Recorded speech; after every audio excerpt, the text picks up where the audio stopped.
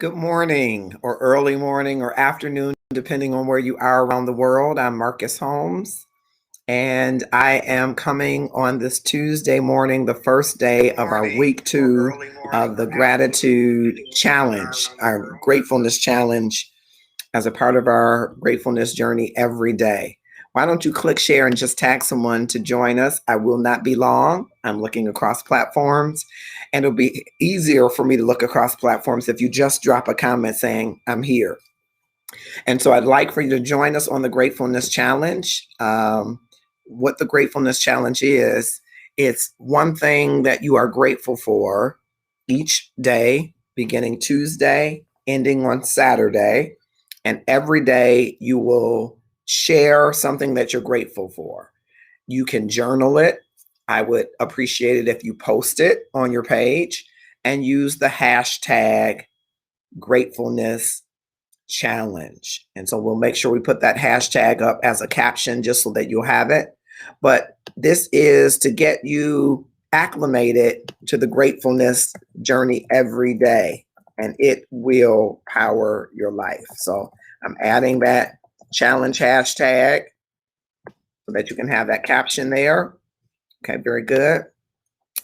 And it is simply one thing you're grateful for. This week, our focus is gratefulness for teachers, professors, instructors, facilitators, mentors, or a great lesson that you've learned from any of those folks.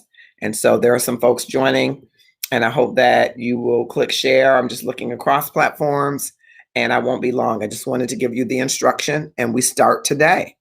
Today is the first day of your gratefulness journey so that we can capture some of the folks that have a different kind of work week. And so we start Tuesday through Saturday. And on Saturday afternoon, we'll all come together on live and you can chime in. What up, Doe? Tamuk Scruggs on Facebook, as he says. He is also an author. You want to get his book, and I'm sure Tamuk will drop some contact information in the comments so that you can purchase his book as well. I had the pleasure of autographing my very first book for him, my very first autograph of my first book. Hello, Simone from France. Thank you so much for joining. Simone, will you be an ambassador for me in France? Will you tag all of your connections in France on LinkedIn and invite them to join us on the Gratefulness Challenge? It's really simple. I'm challenging everybody to choose one thing that you're grateful for every day for 5 days. And we're going to do this for several weeks, beginning on Tuesday, ending on Saturday. But this week, our focus is who or what are you grateful for that was a mentor, an instructor, a facilitator, a teacher, or the lesson that any of those four taught you. That's what I want you to use as your gratefulness moment for the day. And I would appreciate it if they would post it on their social media channel, LinkedIn, in that case, Simone Joe Moore, and just say, I'm grateful for this mentor, and maybe tell why you're grateful for the mentor, okay? And share it and put the hashtag, which is on the screen, Gratefulness Challenge. And that's it. And do it every day. My hope is that the more that we are intentional about gratefulness, the more that gratefulness will show up in our lives. Thank you, Tamuk. Yes, his link is there. Purchase that book and support him. A young African, well, not so young, an African-American author. Please support him. I'm teasing Tamuk, but great guy. And so I want everybody to join on the Gratefulness Challenge. I believe that if you are angry, if you are frustrated, if you are disappointed, you have this unsettling stress, gratefulness will help you to navigate through it. It does not replace it. It helps you navigate through it and repurpose the energy that you give to it. Think about that for just a second. When we're angry or upset or frustrated, all of our energy rushes to that event. It rushes to that person. It rushes to whatever the episode is, right? Gratefulness will help you moderate that energy, reframe it, repurpose it so that it doesn't wipe you out and that you can have clearer thought. You can have healthier living with gratefulness. And that's all it is. It's the inspiring, in the moment being grateful. A little different than gratitude. Gratitude is the state of being grateful. And I think that is more aspirational. It takes you more time to get there. It is being inspired in the moment to take inventory of and be grateful for everything that you have. And I say everything you have left because I have had a number of personal losses. But even in those personal losses, you can pull forward the memories of those persons or things that you're grateful for as a part of that gratefulness journey. That's the whole thing. So I'm not going to stay on long. I just wanted to say we are starting week 2. Week number 1, we talked about the people that have transitioned or passed away and why we're grateful for them. It helps you to walk through the space of grief and depression because you could be lost in what you have locked into what you have lost instead of looking forward, pulling forward the great memories of those people and looking forward to what you have left.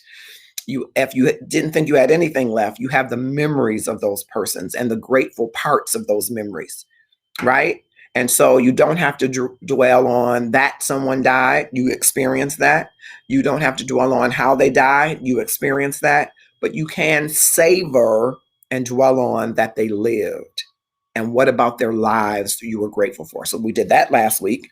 This week, we're doing teachers, mentors, facilitators, instructors, right? Professors, or the lessons that they taught us. And so I will be posting mine later today. I want you to post yours and put the hashtag gratefulness challenge. I have a lot of, I think I'm a lifelong learner. I love learning.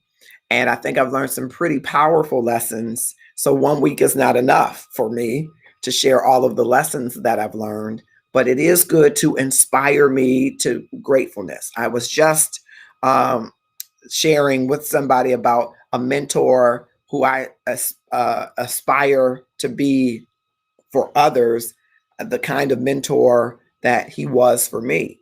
And so I think that that is important to do and to have in your life, and to recognize and acknowledge who is that person. It could be your parent. You know, it could be the next door neighbor. It could be your second grade teacher. Like my second grade teacher was one of my early teachers that inspired me. She, I guess I'm doing my gratefulness moment, aren't I? She inspired me to believe in myself. And I was speaking this morning at an early morning event, and Glenn Hendricks, thank you. Thank you, sir. Thank you so much. That's one of my goals. That's one of the things I want to be more of myself, which I believe I've been inspired by so many. I feel like I'm called to inspire others. So thank you, Glenn Hendricks. What an awesome compliment. And I hope that you will click share and share with folks within your connection circle to just challenge them to get on the gratefulness journey with us, the gratefulness challenge for start. It's these next 5 days, Tuesday, Wednesday, Thursday, Friday, Saturday. One thing that you're grateful for. And this week we're focusing on teachers, facilitators, instructors, professors, or the lesson that they taught us. And so that's what we want you to post on your social media, and then hashtag gratefulness challenge. Okay. But I was sharing, my second grade teacher was Mrs. Griffith. And Mrs. Griffith, of course, you know, being a little boy, she was an attractive teacher, so that helped. But she had a way of hugging all of her students every day and making all of her students feel that they were the most special person in the world. I have a buddy, Jad Ahmad, who I've known since that time. And I think he would challenge me and say he was her favorite. I said, no, I'm her favorite, because she made everybody feel like they were just that special. And I've worked hard my life to do that. When Mrs. Griffith was talking to you, it was as if only you and Mrs. Griffith was in the room. There must have been 30 other kids, But Mrs. Griffith gave you her attention as if you were the only one. I learned that of many lessons from her. And today I try to do that. If I'm in a conversation, I try to be in that moment with that person to let them know I hear you, I value you, I'm with you in conversation. It's important to me to make that eye contact and to track with that person because I want them to feel the way that I felt as a 7-year-old second grader, that there was no one any more important in the world and nothing more important than being with me. That's how Mrs. Griffith made me feel. What a different world we would have and what different relationships we would have if when we're talking and engaging with each other, we put the phone down or we turned it off. I like to, in mindfulness meetings, especially project meetings, I bring a box to the meeting and I ask people, I don't force them, but I'm a pretty strong persuader, I better say. I put the box in the center of the table and say, hey, you can put your cell phones in there and turn them off just so you won't be distracted for this entire hour. And some people won't do it. They're recalcitrant. They're like, I need my phone. I said, well, okay. After a few meetings, more people put their phones in the box because I think peer pressure, right? Everybody else is doing it. And then people are just curious, what's the time away from the phone? Because we all spend so much time. Notifications are happening right now from Clubhouse on my phone, right? And so it would keep me from being directly focused on you and having an engagement with you. I learned that in second grade, and I've been spending my whole life trying to perfect it, that every person deserves your attention if you decide to give it. And if you decide to give it, give all of it. Bring all of yourself to that meeting. Bring all of yourself to that moment. Bring all of yourself to that crucial conversation so that the other person knows that you are there exclusively for them. It's an important and powerful lesson for me. And I learned it or started learning it in second grade. Have I fully mastered it? I don't think I have. But I try to remember Mrs. Griffith's face and her saying, yes, Marcus, and leaning down to me, or sometimes she would stoop down to come to my level. And it was as if no one else was in the room. Now, I must admit, I thought she was beautiful. And so, of course, I was mesmerized. But the point is that I felt that only I was the object of her attention. And that made me feel great. It made me feel valuable. I still, in this moment, feel it right now. I kind of have this little goosebumpy feeling thinking about Mrs. Griffith and her stooping down and talking to me and telling me, you can do anything. And she told me, which is another lesson, she gave me my first school song that I sang by myself. Of course, in kindergarten, Mrs. Johnson, who was my first music teacher, had me sing a line of Kookaburra Sits in the Old Gum Tree. I don't know if anybody knows that song, but I may have to go find it or sing it to you. But my first song by myself was The Greatest Love of All at that time by George Benson. And Mrs. Griffith told me, your voice belongs on stage. You have a great voice and it belongs on stage. And I never forgot that. I never forgot it. It was the reason that while I may have butterflies around working with someone new or the key of a song or, whether or not my voice is up to par in a given day, I'm almost not nervous because of the people. When I am on a stage, I might be nervous of the text if I didn't really thoroughly learn the song, or I might be nervous if I was asked to do something on the spur of the moment, or I might be nervous, again, if I don't know the musician who's playing for me or things of that nature. But I'm rarely nervous because there are people, because I was told at an early age that my voice belonged on stage. Now, what does that do to the psyche, to the personhood of an individual when you raise up their thinking, you elevate their thinking of self, you impact their self-esteem? Teachers do it all the time, and they're rarely praised in the way that they should be. That's why I wanted to have a gratefulness challenge just around them.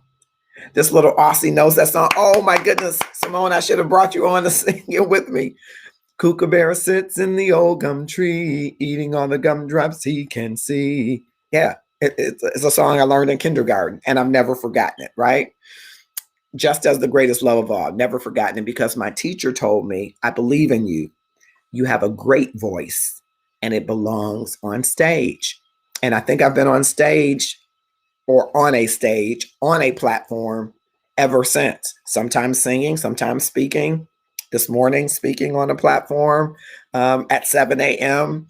and receiving the feedback. Wow, this was a great wake up message, and wow, thank you for coming.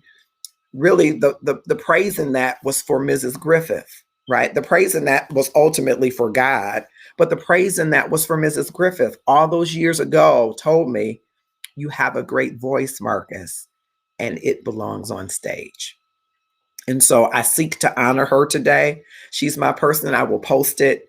I don't have a recent picture of Mrs. Griffith. I don't even know where a picture of Mrs. Griffith. I'm going to try to search and see if I can find one. But it may be a picture of a teacher. So I may not, and you don't have to find a picture of your teacher. You can do that if you want to. But I am certainly going to try to, illuminate their voice through mine because they have poured so much into me. See how simple that was? And I can go on and on and on to tell you about Mrs. Griffith and others. And I am feeling inspired after sharing that. I'm feeling like I could do the work that Mrs. Griffith did, inspiring someone else. I feel like I am standing in my truth when I am using my voice on a platform, be it singing or speaking. And you will feel that same connection, and it will help you reframe your day. Even if your Tuesday isn't going well, if your cross season is going into your Wednesday at some point, even if it didn't go well, you can still harness power with gratefulness to reframe how you navigate through that day. And as you do that more and more, your brain creates these shortcuts to bring you back to that awe-inspiring, in-the-moment power of gratefulness. I hope that you will join us on this journey. To Mook and Simone, Joe Moore, I'm honored to have you. Glenn Hendricks, honored to have you. Thank you for tagging other folks. And I am going to close this out. Have a grateful day. And I hope that you will join us on week 2, day 1, the Gratefulness Challenge. Who is that teacher, mentor, instructor, professor, facilitator, or lesson for which you are grateful for? Share a post and then include at the bottom the hashtag Gratefulness Challenge. I'm Marcus Holmes, HR Passion Guy, Love and Stuff Guy. And you can follow me across all platforms. You can get our first book, The Gratefulness Journey, every day. What are you doing in the next 30 days to transform your life? And this is some of the foundational work that you would do starting the Gratefulness Journey. I'm excited for your journey. I'm excited for your challenge. If you're listening to this now, drop in the comments, I'm in. And if you listen to it later, drop in the comments, I'm in. And I will check back with you later. And I will post later my official Gratefulness Journey post, Gratefulness Challenge today post, and we'll continue to do that. And then on Saturday, we'll come together, probably around 2 o'clock on Saturday. We'll come together and you'll have a chance to share yours. If you don't want to come live, you can drop it in the comments, but I'm going to have it open mic. So some of you that want to come live with me can share. How has the week been? How has this Gratefulness Challenge been for you? And what has it done to power your life? Thank you, Simone, for sharing over LinkedIn. Oh, wonderful. Thank you, Simone. I'm going to go and check in on LinkedIn with that, and I'm going to share it too. And I hope that all of you will do just what Simone did, who is in France. I love it, and I appreciate it. Have a grateful day. I'll see you soon on the Gratefulness Challenge.